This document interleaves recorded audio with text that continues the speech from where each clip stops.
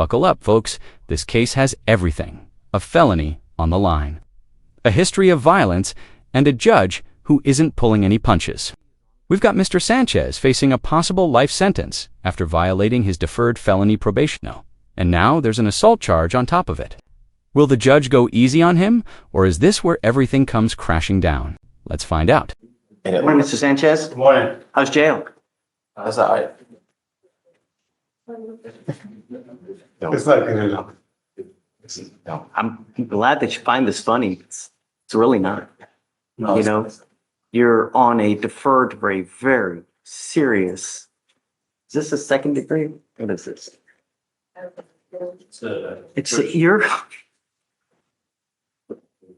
You're on deferred for a first degree felony where the minimum is 5 years to 99 years or life. You're on deferred for that type of case, and you've now picked up an assault of a family member. You know, I got to tell you that there are some people in your life that are complete cancer to you.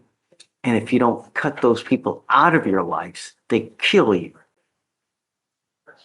You have now been invaded with this type of cancer, and it's going to kill you. If it hasn't already, it's damn near close. Somehow, we have to get the message to you that rules are in place, and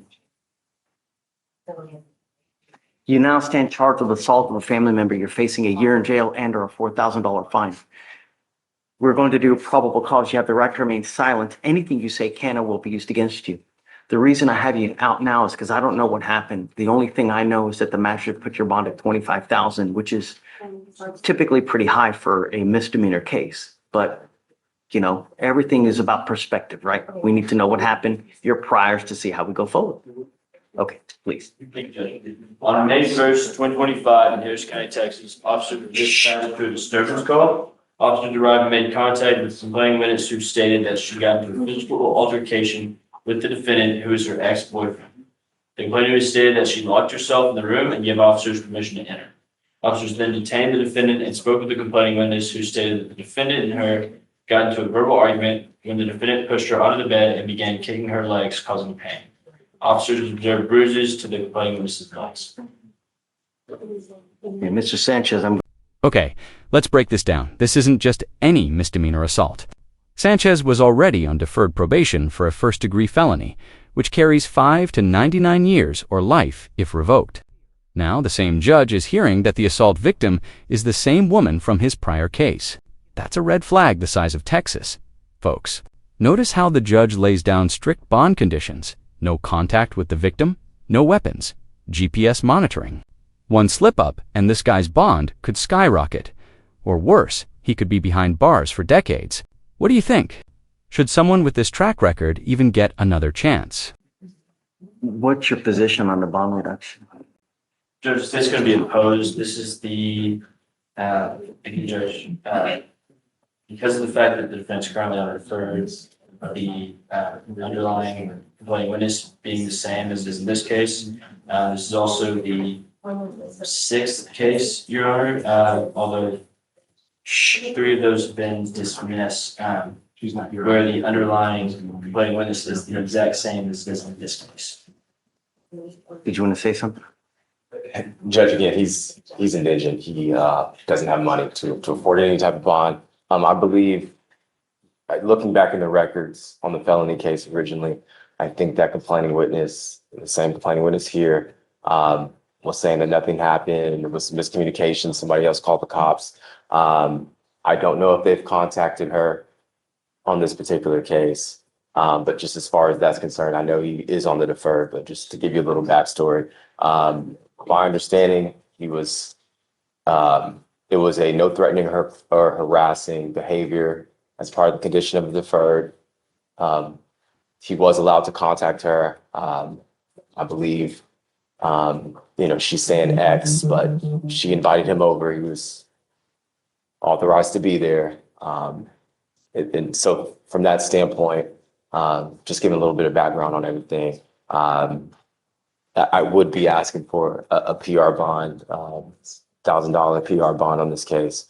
He does live in Cleveland, Texas. He has told me he will stay away from this individual.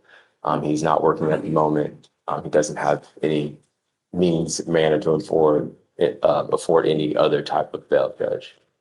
Do we know if it was a condition of his bond that he wasn't to have contact with her while he was on probation? I believe it was just no threatening or harassing, but double checking on that, but. On that one, big Judge.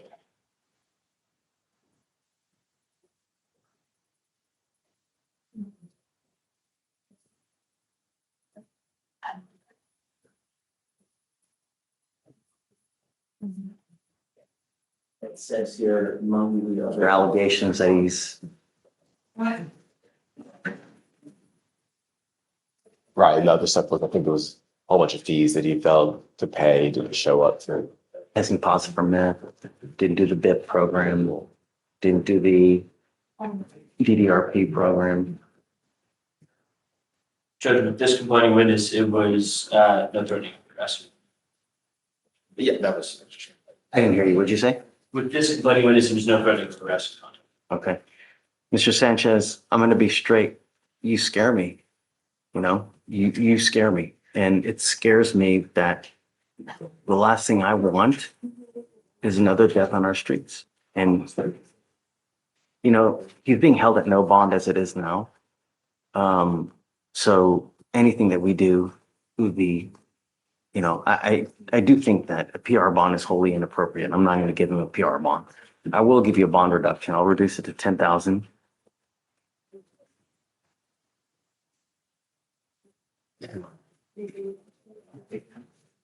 Roxanne, a GPS prior to release. Cut the cancer out, man. I'm telling you, it's going to kill you at some point. Really, just life is not worth sitting in a 6x9 box for the next 15 years where there's so much fun. I mean, the new Switch is coming out, man. I'm like to play for, you know, but now, really, life's too short, man. Get it, Mr. Sanchez. Okay. And there you have it. The judge reduced the bond to $10,000, but kept the GPS monitor, no contact order, and strict conditions in place. The message: cut the cancer out of your life before it destroys you. A powerful warning for anyone walking a dangerous line between freedom and prison time. If you found this case as shocking as we did, make sure to hit that like button, share your thoughts in the comments, and don't forget to subscribe for more jaw-dropping courtroom breakdowns.